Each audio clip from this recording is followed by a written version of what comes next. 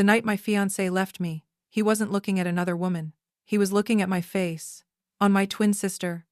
Isabella stood across the ballroom from me in my favorite dress, wearing my perfume, smiling with the same mouth I had trusted since childhood. People always said we were impossible to tell apart. Same eyes, same smile, same voice when we wanted to sound gentle. But that night, I learned the cruelest thing about having an identical twin. Someone can wear your face and still destroy you like a stranger. Daniel Mercer was holding my hand when Isabella lifted her champagne glass. The room softened for her, the way rooms always did. Conversations faded, heads turned. Even the pianist paused between notes, as if the air itself wanted to hear what my sister had to say. She didn't shout. She didn't accuse me like an enemy. She trembled like a woman carrying a truth too painful to speak. Then she looked at my fiancé and whispered, "Before you marry Elena, maybe you should ask why she still comes home smelling like another man." The room went silent, and Daniel's hand slipped out of mine. Not quickly. Not dramatically. Just enough for me to feel the space open between our fingers. That was the first moment I knew Isabella had not come to celebrate me. She had come to replace me. "Isabella," I said quietly, "what are you doing?" She looked at me. To everyone else, her eyes looked wet with guilt. To me, they looked steady. "I'm sorry," she said. I tried not to say anything. That was the second lie. The first was the sentence about another man. The second was pretending she had tried to stop herself. Daniel turned toward her. He was tall, elegant, painfully handsome in the way rich men are handsome when the world has never taught them to beg for attention. People noticed him before he spoke. Women watched him a little too long. Men measured themselves beside him without meaning to. And I had believed he chose me because he saw beyond faces, beyond beauty, beyond the easy surface Isabella had always mastered. "Explain," Daniel said. One word. Not to me. To her. That was the third wound. Isabella opened her silver clutch and took out her phone. Her hands shook just enough. Even that looked rehearsed. "I didn't want you to be humiliated after the wedding," she said. "You deserve the truth before you give her your name. Your name, not your heart, not your life. Your name." Isabella always knew which words mattered in a room like that. She tapped her screen. A photo appeared. A woman entering a hotel lobby beside a man I did not recognize. The woman had my hair, my coat, my profile from the side. Enough of my face to ruin me. "That's not me," I said immediately. No one moved. Isabella swiped again. Messages. My name at the top. My profile picture. Words I had never written. "I miss you. Daniel can never know. Same hotel next Thursday?" Then came a bank transfer. Then another photo. Then a clipped audio recording, just a few seconds long. My voice or something close enough to my voice to make every breath in the room catch, saying, "He trusts me too much." That's the easiest part. Cold moved through my body. Not fear. Recognition. Not of the evidence. Of the trap. "This is fake," I said. "All of it." But calm can look guilty when people want to break down. Daniel took the phone from Isabella. He stared at it. He did not throw it away. He did not say, "That's impossible." He did not pull me behind him and protect me from the room. He studied it. And that was when something inside me broke more deeply than any accusation could have broken it. Because Daniel had been prepared for this. Not by proof. By doubt. In the weeks before the party, Daniel had already seen little things Isabella made sure he would notice: a missed call after midnight, a message preview that vanished too quickly, a hotel receipt she accidentally found in my purse after borrowing it, a work dinner I could not fully explain because of confidentiality. None of it proved anything, but it taught him how to be suspicious. And Isabella had spent months teaching him where to look. "Elena is so private, isn't she? She never tells anyone everything. I don't know how you handle all her secrets." Nothing big enough to accuse. Nothing clear enough for me to confront without sounding jealous. Just small drops of poison. And Daniel, rich, desired, admired, Daniel had not stopped drinking. When Isabella touched his arm, he let her. When she stood too close, he smiled politely. When she joked, "If you ever confused me for Elena, would you even know?" He laughed and said, "Don't be ridiculous." But he did not step away fast enough. I had seen it. I had swallowed it. Because what kind of woman feels threatened by her own twin sister? Now I knew. The kind whose sister had been measuring every weakness. Daniel looked at me. "Tell me it isn't true." I stared at him. "Why are you asking me like that?" His jaw tightened. "Elena." "No," I said. Say it properly. Are you asking because you trust me? Or because part of you already believes her? The room seemed to shrink. Isabella's eyes widened, but only for the audience. Daniel lowered his voice. This is not the time. This was my engagement party, I said. When was the time? My mother stepped forward, pale and shaking. Elena, she whispered, please explain. Not. I believe you. Not. This can't be true. Please explain. In one sentence, my own mother placed me on trial. My father stood behind her, silent. His silence was worse than anger. Around us, the guests had already begun choosing sides with their eyes. People never need the whole truth to judge a woman.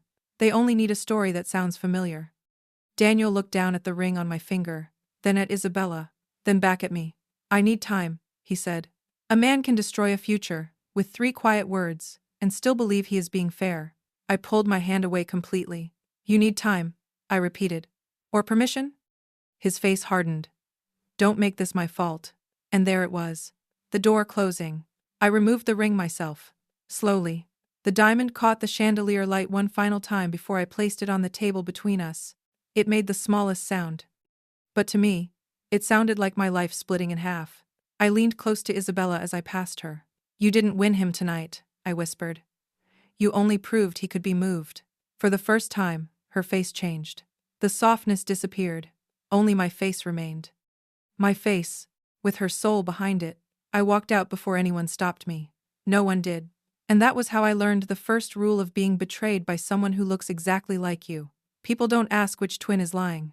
They believe the one who cries first. By morning, I was no longer Elena Vale. I was a story whispered through private circles. The unfaithful fiancé. The woman who humiliated Daniel Mercer. The sister exposed by her own twin. That was the part people loved most. Not the evidence. Not the truth. The twin. It made the story irresistible. Who could know you better than your own sister? Who would expose you unless it had to be true? By sunrise, Isabella had become brave, and I had become guilty. That was how easily a life could be rewritten when the person holding the pen had your face. People had been confusing us since childhood. At grocery stores, school gates, birthday parties, hotel lobbies, strangers would smile and say, I can't tell which one is which. My mother always laughed. Outside, yes, she would say. Inside, no. She meant it as a sweet joke.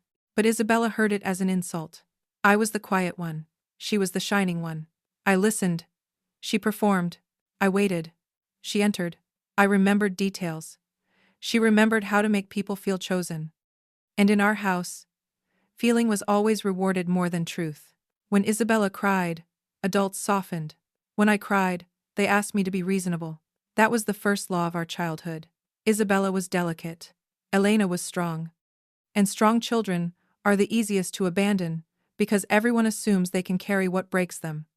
When we were 8, Isabella wore my blue dress to a neighbor's birthday party. It had tiny pearl buttons down the back, and I had saved it because I wanted one afternoon where people recognized me first. She came downstairs in it before I did. Everyone said she looked beautiful. When I said it was mine, Isabella's eyes filled instantly. I just wanted to feel pretty too, she whispered. My mother sighed and touched my shoulder. Elena, let her wear it. You're stronger than she is. So I wore something else. When we were 12, Isabella broke a glass vase in the hallway and ran upstairs. I was the one standing there. When my mother entered. I didn't do it, I said. My mother looked exhausted. You two look exactly alike. Don't make this bigger than it needs to be. So I apologized. They had spent our whole lives protecting the daughter who cried first. That night at my engagement party, they simply did what they had always done. When we were 15, I cut my hair shorter because I wanted teachers to stop calling me Isabella. 3 days later, she cut hers the same way. When I stared at her in the mirror, she smiled. What? She said. It looks better on me. I should have hated her then. Maybe part of me did. But another part still loved her. Because betrayal is never simple when it grows up in the bed next to yours. We had shared a bedroom, secrets, birthdays, nightmares. She knew every place I was soft. And later, she would use all of them. Daniel was the first thing I believed she could not take. He met me at a charity board dinner, not through my family, not through Isabella. For 20 minutes, he spoke to me like I was a whole person, before he even knew I had a twin. Later, He told me that was the moment he fell in love.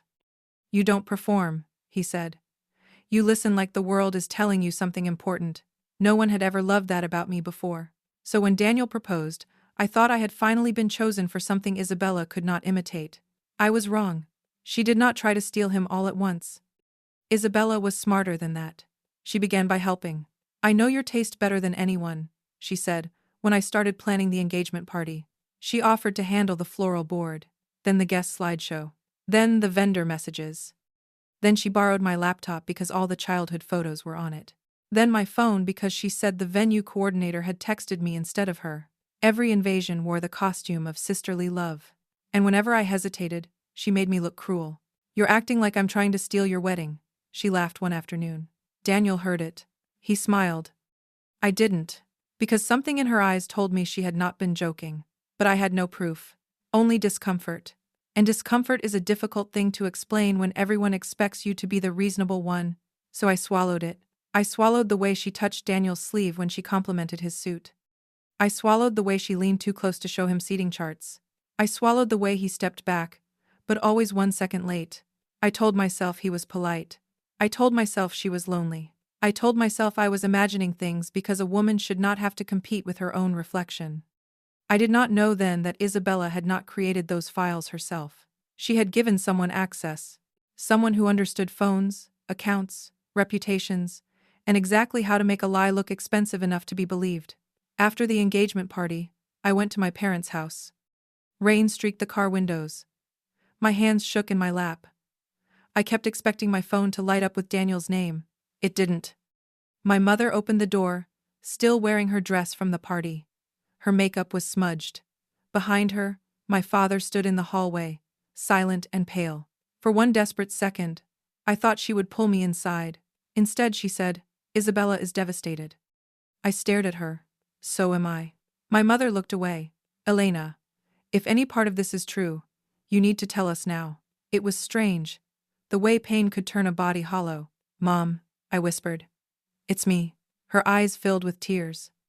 But not belief. Fear. Fear of scandal. Fear of shame. Fear that the daughter she had always called strong had finally become inconvenient. I didn't do this, I said. My father took one step toward me. Before he could speak, Isabella appeared at the top of the stairs. She had changed clothes, washed her face, made herself look smaller. Please don't let her twist this, she said softly. My mother closed her eyes. And I understood. Isabella had prepared this room before I walked into it. Just like she had prepared Daniel. Just like she had prepared everyone. I looked at my mother. If I'm innocent, I asked, will you believe me? She didn't answer fast enough. That silence was my answer. I went upstairs, packed one suitcase, and left before dawn. No one stopped me. At 7:14 that morning, my phone lit up. A photo. Isabella standing beside Daniel outside the Mercer Hotel. Her hand rested lightly on his arm. The caption read, "Some people stay when others break you." I stared at it until the words blurred. Daniel wasn't looking at the camera. He was looking at her, not with love, not yet, but with need. And Isabella understood something I didn't. Need is easier to turn into love than trust is to repair. That morning, I realized she had not simply told a lie. She had built herself a place beside him before pushing me out of mine. And somewhere behind that perfect lie, someone had helped her. I did not know his name yet, but 5 years later, I would. And by then, I would also know that my sister had not been the only person in that ballroom holding a knife. For the first few days, I tried to prove the truth. That was my first mistake. I thought truth was something people recognized when they saw it. I thought if I showed Daniel my real messages, my calendar, my bank records, my call logs, then his face would change. I thought he would look at me and say, "I'm sorry, I should have known." But people do not return to truth easily once a lie gives them permission to feel betrayed. Daniel did not answer my calls. My mother sent one text. Please give everyone time. Everyone. As if the whole room had been wounded by me. As if I had been the knife. Friends replied carefully at first. Then less carefully. Then not at all. One woman I had known since college wrote, "I just don't want to get involved." But she had already gotten involved. Silence is aside. The worst part was how real the lie looked. Whoever helped Isabella had not built a fantasy. He had taken pieces of my actual life and twisted them until they pointed at something ugly. The hotel photo came from a real work meeting. I had gone there to discuss a confidential dispute with a client. The man beside me was not a lover. He was a lawyer I had spoken to twice.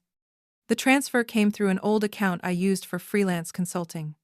The amount was small enough to look secret, but not strange. The message timestamps matched hours when I had really been unavailable. The audio was the cruelest part. It sounded like me because some of it was me. Words lifted from old voice notes. Cut. Rearranged. Made to confess something I had never done. A clean lie is easy to deny. A lie mixed with truth clings to your skin.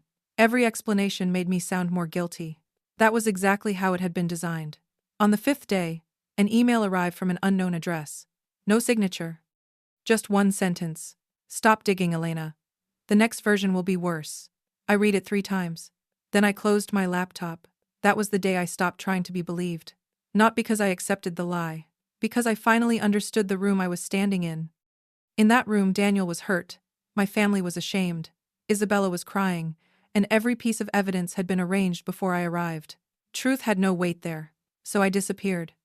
I moved into a small apartment on the edge of the city. 1 bedroom. Thin walls. A window facing another brick building. At night, I could hear my neighbor cough. A dog bark 2 floors down. Someone crying through a vent and pretending they were not. I took a job at a small dispute resolution office that no one in my old world would have entered voluntarily. Carter and Vale. The office had bad coffee, old carpets, and files stacked in every corner. The woman who ran it was named Ruth Carter. She was in her 60s, with gray hair tied low, sharp eyes, and the kind of calm that made nervous people tell the truth just to fill the silence. She did not ask about my scandal during the interview. She slid a file across the desk and said, "Tell me what's wrong with this." I read for 20 minutes. Contracts, emails, receipts, a timeline that looked clean until it didn't. The husband didn't hide the money after the separation, I said. He started 6 weeks before. Ruth leaned back. Why does that matter? Because that means he expected the separation before his wife did. For the first time, she smiled. Good. You don't look at what people say happened. You look at what they prepared for. I got the job. Years later, Ruth told me she hired me because she recognized the look in my eyes. That's the look of a woman everyone doubted, she said. Useful, if it doesn't kill you first. At Carter and Vale, I learned that lies had structure. They had timing. They had beneficiaries. They had rehearsal marks. A lie was rarely one big invention. It was usually 10 small truths placed in the wrong order. Ruth taught me to ask different questions. Who benefits if this is believed? Who planted the first doubt? Which detail is too perfect? Who cries before anyone accuses them? That last question always made me think of Isabella. Months passed. Then years. I stopped checking Daniel's social media. But I heard about him anyway. People made sure of that. Daniel and Isabella were seen together, then engaged, then married. It did not happen immediately. That was what made it worse. She waited until his anger became loneliness, and loneliness became dependence. Then she stepped into the space she had made for herself. If you've ever watched someone take your place and call it healing, right? I know in the comments, some betrayals don't scream. They move into your chair and smile like they belong there. By the 5th year, I was no longer the woman who had begged to be believed.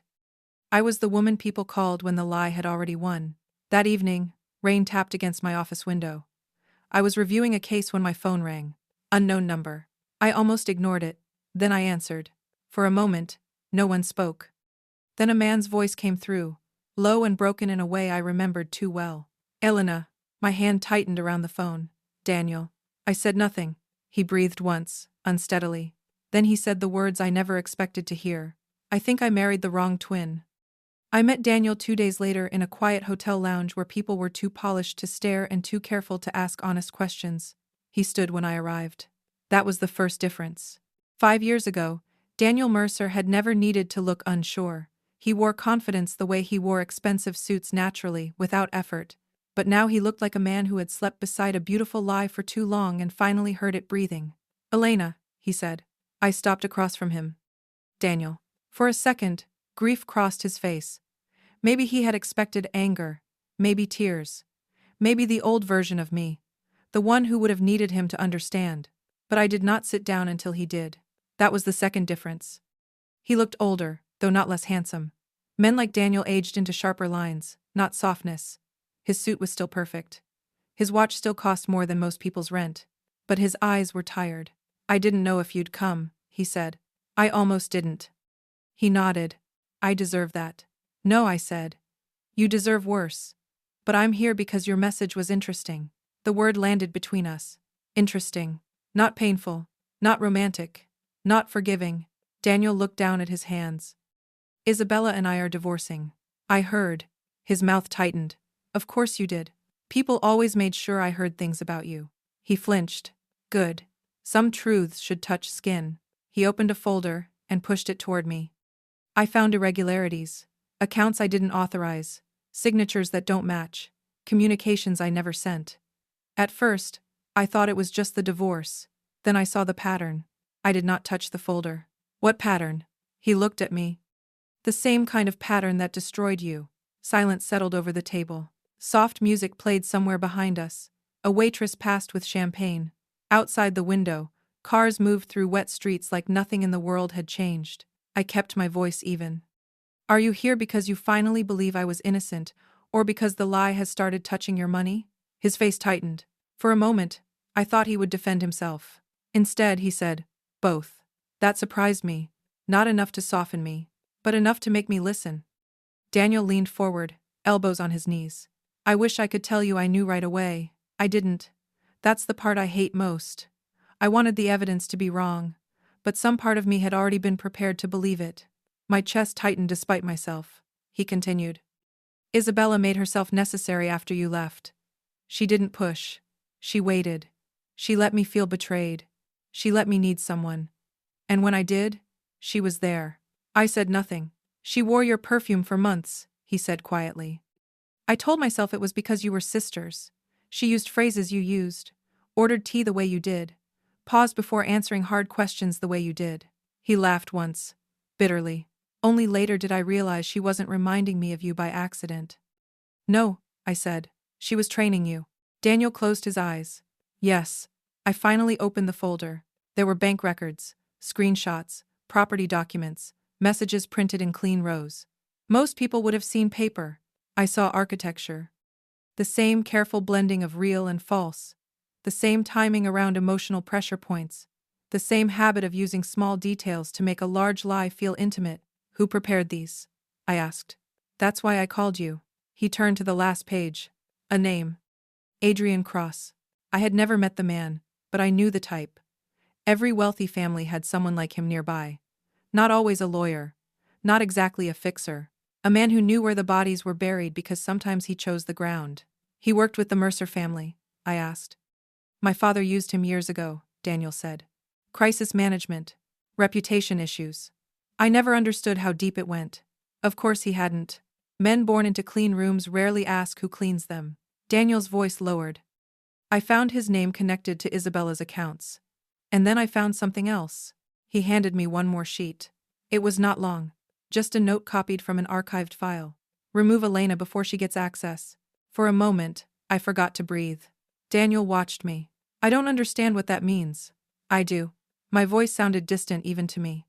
Before the wedding, Daniel had planned to appoint me to the Mercer Foundation's audit committee because of my dispute resolution background. It was supposed to be symbolic at first, a way to bring me into the family's charitable work. But Adrian knew better. Once I sat inside those meetings, I would have access to donor records, foundation transfers, private minutes, and patterns Isabella would never care to notice. I had not been removed only because Isabella wanted Daniel. I had been removed because I was inconvenient. Adrian had not chosen Isabella because she was smarter than me. He had chosen her because she was easier to control. Daniel swallowed. "Elena, I'm sorry." I looked up slowly. "For which part?" He went still. "For not believing you. That's the easy apology." His eyes reddened. "For letting her get close enough to matter." There it was. The real wound. Not that Daniel had plotted with her. He had not. But he had liked being admired by her. He had let her stand too near the place where trust should have stood. "I didn't cheat on you," he said. "No," I replied. "But you didn't protect us either." His face broke quietly. He did not argue. That mattered. Not enough to forgive him, but enough to continue. My phone buzzed. A message from an unknown number. A photo. Isabella standing outside my office building. Below it, one line, "Tell your sister I need to talk, before Adrian makes everything point to me." I turned the screen toward Daniel. All the color left his face. For 5 years, Isabella had worn my face like a weapon.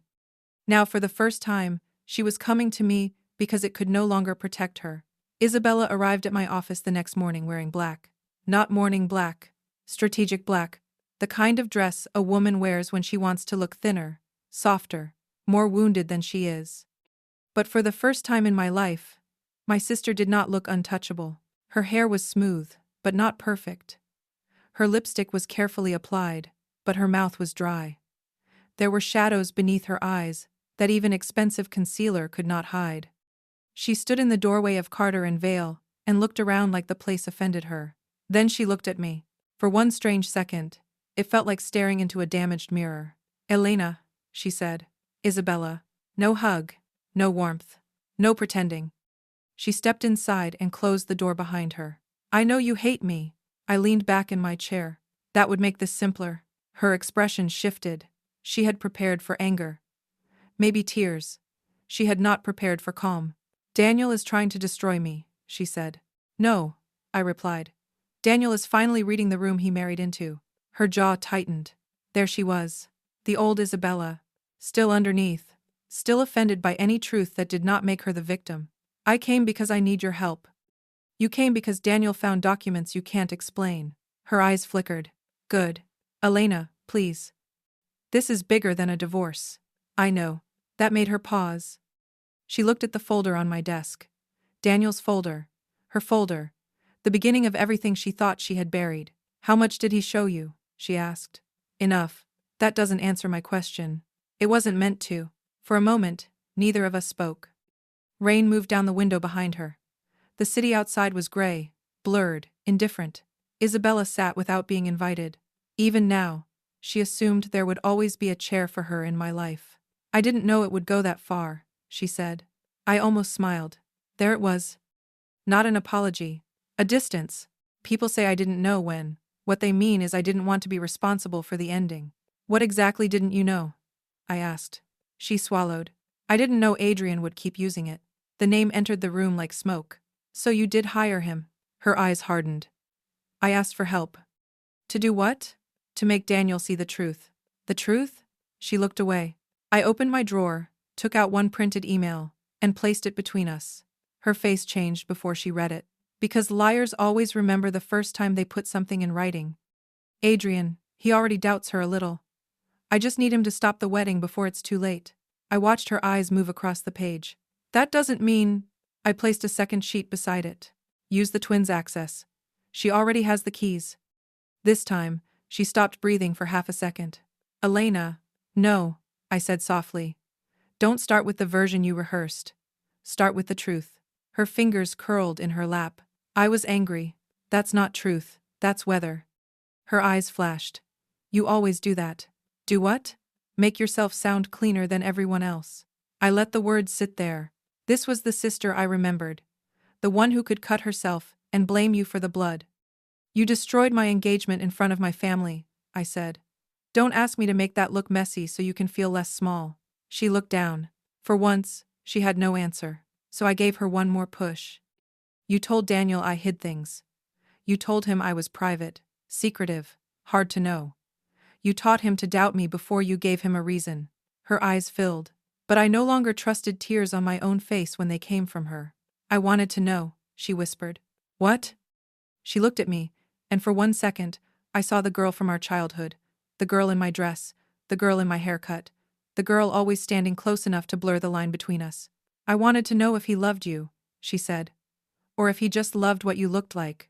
The honesty was ugly. That made it real. "And when you found the answer?" I asked. Her lips trembled. "I hated you more." Silence. There it was. Not the whole truth, but the first clean piece of it. Then she reached into her bag and pulled out a small hard drive. I did not touch it. "Why bring that now?" Her face changed. Fear moved through it faster than pride could hide. "He sent me a message last night," she whispered. "He said if Daniel kept digging, every file would point back to me. Not him. Me." For the first time, I understood why she had come. Not guilt. Survival. He kept copies, I asked. He keeps everything. Why did you keep this? Because I knew one day he might decide I was no longer useful. That was almost smart. Almost. I took the drive and plugged it into an offline laptop Ruth kept for ugly cases. The files loaded slowly. Folders. Dates. Initials. Patterns. My stomach tightened as I opened one after another. Women discredited before divorces. Mistresses invented before inheritance meetings. Daughters painted unstable before family decisions. Not identical stories, but the same skeleton. Then I found the audio file. Isabella went very still when Adrian's voice filled the room. The twin is useful. Let her think she's winning. No one spoke. For once, Isabella did not cry immediately. She just stared at the laptop, as if the floor had opened beneath her. You thought you were holding the knife, I said. Her voice came out thin. I was. Yes, I said. But someone else chose where you pointed it. She looked at me then. Really looked. Not with envy. Not with performance. With fear. What do? I unplugged the drive and placed it in an evidence sleeve. If I help you, the truth won't only drag Adrian down. Her throat moved. It will drag me down too.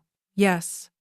Outside, thunder rolled softly over the city. For years, Isabella had worn my face to steal sympathy, love, attention, even blame.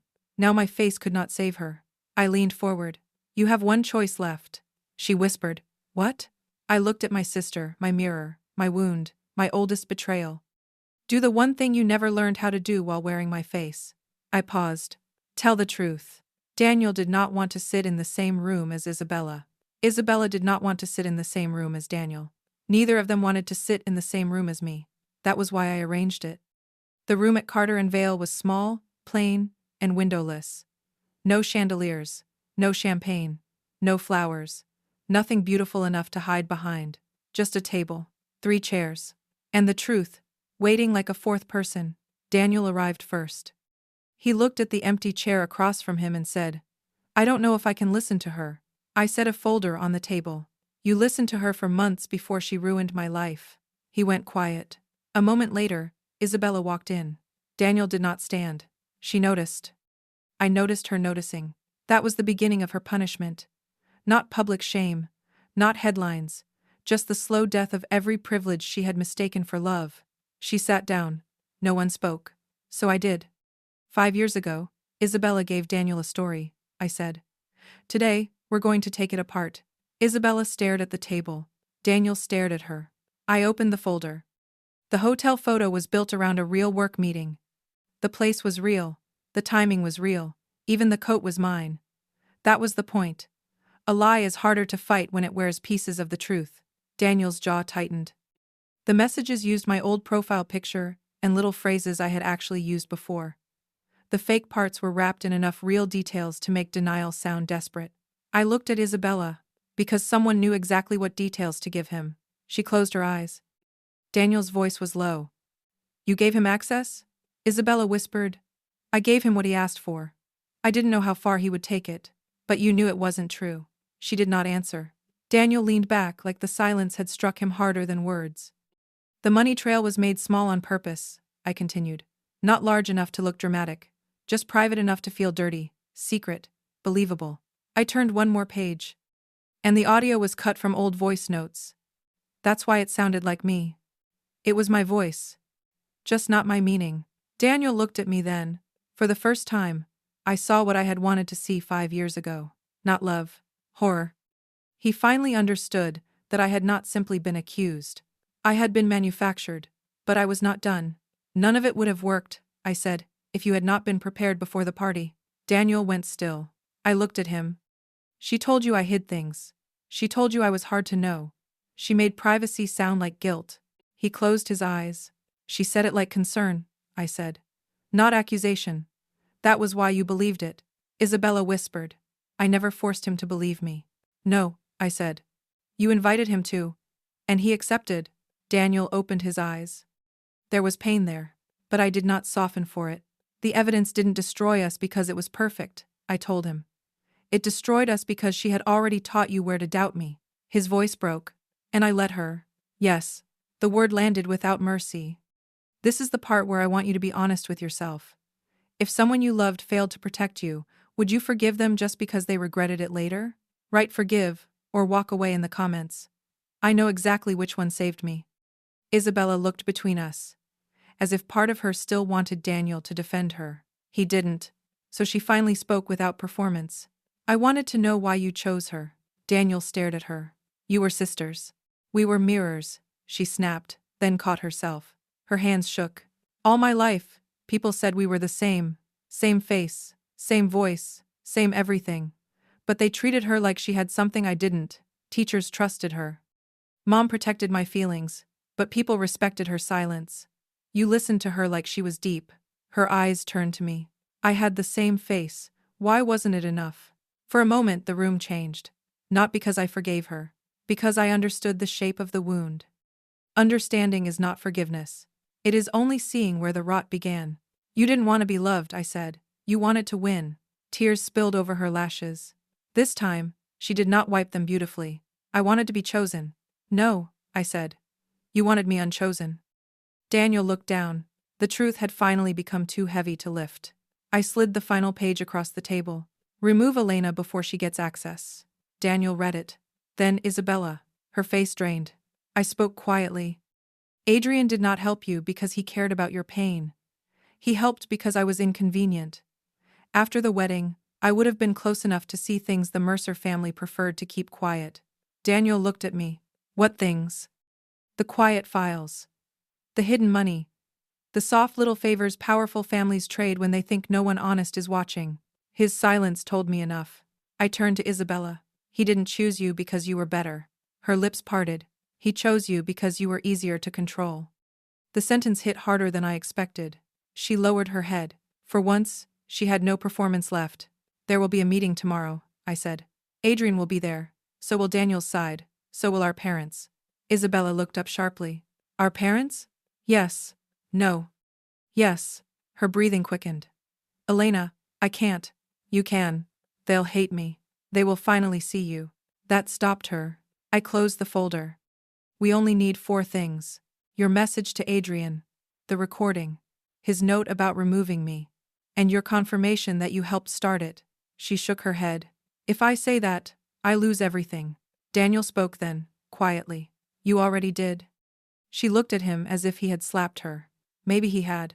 Just with the truth. My phone rang before she could answer. Ruth. I stepped outside and picked up. Her voice was calm. Are you ready? No. Good, she said. Ready people get careless. I almost smiled. Then she added, don't fight to be believed, Elena. Make the lie pay its debt. I looked through the glass at Daniel and Isabella sitting across from each other like 2 survivors of the same fire, each holding a match. When I walked back in, I knew exactly what tomorrow would be. Not a trial. Not a performance. A mirror. And this time, Isabella would have nowhere to hide behind my face. The room was colder than I expected. Maybe it was the air conditioning. Maybe it was the kind of silence people use when money can no longer keep the truth quiet. Daniel sat on one side of the table. Isabella sat across from him, pale and still, her hands folded so tightly her knuckles had gone white. My parents sat near the end. My mother would not look at me. My father kept looking at Isabella, then me, then down at his own hands, as if he was finally realizing how cruel it was to raise 2 daughters, with the same face, and only ever protect the one who cried first. Then Adrian Cross walked in. He was not what most people expect a villain to look like. No sharp smile. No dramatic entrance. Just a tailored navy suit, silver hair, calm eyes, and the quiet confidence of a man who had spent years destroying lives without ever raising his voice. He looked at me, as if I were an old problem that had failed to stay buried. Miss Vale, he said. I've heard a great deal about you. No, I said. You've heard a great deal that you created about me. The room froze. Adrian gave a small, patient smile. Old pain often creates patterns that were never there. That was his mistake. He thought I had come in wounded. I had come in prepared. I placed the first page on the table. 5 years ago, I said, my sister contacted you before my engagement party. Adrian did not move. Isabella looked down. I read the line aloud. He already doubts her a little. I just need him to stop the wedding before it's too late. Daniel's face tightened. My mother covered her mouth. Adrian's expression remained almost pleasant. A frightened sister, Asking for guidance is not unusual. No, I said. But it is a beginning. I placed the second page down. This was your reply. Use the twins' access. She already has the keys. My father finally looked up. Elena, he whispered. I did not look at him. Not yet. This was not the moment for his guilt. It was the moment for the truth. Adrian leaned back slightly. You are presenting pieces without context. Then let's add context. I opened the recorder Ruth had prepared and pressed play. Adrian's voice filled the room. The twin is useful. Let her think she's winning. For the first time, Adrian's smile faded. Only a little. But I saw it. So did Daniel. Isabella closed her eyes like the words had entered her body. My mother began to cry silently. I looked at Isabella. Now, I said. She shook her head once. Tiny. Terrified. For a moment, I thought she would fail. That she would choose silence again. That even now, after everything, she would hide behind my face one last time. Then Daniel spoke. Not loudly. Not kindly either. Just clearly. Isabella. She opened her eyes. He looked at her with the final exhaustion of a man who had mistaken possession for love. Don't make her prove it alone again. That broke something in her. She stood. Her chair scraped against the floor, loud in the cold room. I lied, she said. No tears. No performance. Just 2 words. Naked and ugly. Everyone stared at her. She swallowed. I gave Adrian access to Elena's laptop, her schedule, her photos, old voice notes. I told him Daniel already had doubts. I wanted him to stop the wedding. My mother sobbed. Isabella looked at me then. I wanted her life, she said. But he taught me how to destroy it. Adrian's voice sharpened. You are emotional. You are frightened. Be careful what you say next. That was the first time he sounded human. Not powerful. Not polished. Human. Afraid. Isabella turned to him. You told me I was smarter than her. You told me Daniel needed a woman who understood his world. You told me Elena would never belong there. Adrian stood. This meeting is over. No one touched him. No one needed to. Daniel's attorney was already on the phone.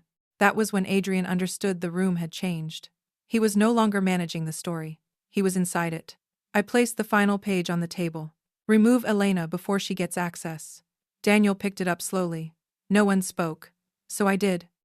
Adrian needed me gone because after the wedding, I would have been close enough to notice the quiet things, the hidden files, the silent money trails, the favors passed between powerful people who never expect a woman like me to ask questions. The room changed. My father lowered his head. Daniel's attorney went very still. Adrian did not blink, but his jaw moved once. There it was. The real reason. Not Isabella's jealousy. Not Daniel's weakness. Those were useful. But I had been removed because I would have asked questions Isabella never wanted to ask. Questions Adrian needed buried. I turned to my mother. She was crying openly now. Elena, she whispered. I didn't know. That old sentence. The one people use when the damage is already done. I looked at her for a long moment. You didn't need to know everything, I said. You only needed to believe me once. She covered her face. Then I said the thing I had carried since childhood. I wasn't strong, Mom. I was just the daughter you left alone because you thought I could survive it. My father closed his eyes. Isabella began to cry. For once I believed her tears. But belief is not forgiveness. Adrian reached for the door. This time, no one stopped him. But he paused when Daniel's attorney said quietly into the phone, Yes. We have original files, audio, and corroborating testimony. Adrian looked back at me. You don't understand who you're exposing. I met his eyes. The last time you saw me, I didn't understand the room I was standing in. I stepped closer. This time I do. For the first time he had nothing to say. And that silence was more beautiful than any apology. If you've ever been forced to prove a truth that should have been believed the first time, write, I know in the comments. Because sometimes the deepest wound isn't the lie, it's who needed evidence before they stood beside you. That room did not end with shouting. It ended with phones ringing, my mother crying, Daniel staring at the table, and Isabella looking at her own hands like she finally understood what they had done. The lie that ruined me had not been defeated by rage. It had simply run out of places to hide. Adrian Cross did not fall in one day. Men like him rarely do. They fall in documents, in calls that stop being returned, in clients who suddenly deny knowing them, in women who finally realize they were not unstable, not careless, not crazy, only chosen as targets because someone believed they could be erased. Within weeks, the first investigation opened. Then another. Then a third woman came forward. Then 5. Then more. Some had lost marriages. Some had lost inheritances. Some had lost careers. All of them had been told the same thing in different ways. No one will believe you. That was Adrian's favorite weapon. Not evidence. Isolation. Once people stand alone, even truth sounds weak. But we were no longer standing alone. Ruth handled the cases with a calm that bordered on holy. Daniel turned over every Mercer file he could access. It did not save him. His family name bled into the investigation almost immediately. But to his credit, he did not run. One afternoon he came to see me at Carter and Vale. No expensive lounge this time. No soft lighting. No old romance waiting in the corner. Just my office, my desk, and the woman I had become without him. He stood in the doorway. "Can I come in?" "You can stand there." A sad smile touched his face. "I deserve that." "You keep saying that." "Because it keeps being true." I said nothing. He held a small velvet box in his hand. For one painful second, I thought he had brought the ring. But when he opened it, the box was empty. "I kept it for 5 years," he said. "Not because I thought you would come back. Because I couldn't admit what keeping it meant." What did it mean? That some part of me knew I had been wrong. I looked at the empty box. And did that help me? His eyes reddened. No. That answer mattered more than any excuse. "I spent 5 years angry at a woman who never betrayed me," he said. I closed the file in front of me. "And I spent 5 years rebuilding a woman you didn't believe." He took that in. No defense. No correction. Just pain. "This time," he said quietly, "I won't ask you to prove anything." For the first time in years, Daniel Mercer sounded like a man who understood love was not something he was owed because he regretted losing it. "I'm sorry, Elena," he said. "For the party. For Isabella. For every second I enjoyed being admired by her and pretended it didn't matter." That was the apology I had waited 5 years to hear. And when it finally came, I realized I did not need it to survive. "I believe you," I said. Hope crossed his face before he could hide it. So I ended it gently. "But I'm not coming back." He looked down. I continued. "You were part of the life they took from me. And I don't want to return to anything that once made me beg to be trusted." His eyes closed. When he opened them, he nodded. Not because it did not hurt. Because he finally understood that his pain was not the center of the story. After he left, my mother came. She stood in the hallway for almost 10 minutes before knocking. When I opened the door, she looked smaller than I remembered. "Elena," she said, "I failed you. There are words that come too late to fix anything, but sometimes they still deserve to be heard." "Yes," I said. She began to cry. "I thought you were stronger." I shook my head. "No. You thought Isabella was weaker. So you gave her protection and gave me responsibility." My mother pressed a hand to her mouth. "I'm sorry. I know. Can we start again?" I looked at the woman who had raised me, loved me, doubted me, and abandoned me with the same trembling hands. "Maybe one day," I said. "But not from where we left off." She nodded through tears. That was enough for now. The last person I saw was Isabella. She waited outside the building after sunset, wrapped in a coat too thin for the cold. For once, she did not look like my mirror. She looked like a woman who had finally run out of reflections to hide in. "Daniel left," she said. "I know. He hates me." "No," I said. "I think he finally sees you." That hurt her more. She looked at me with my eyes.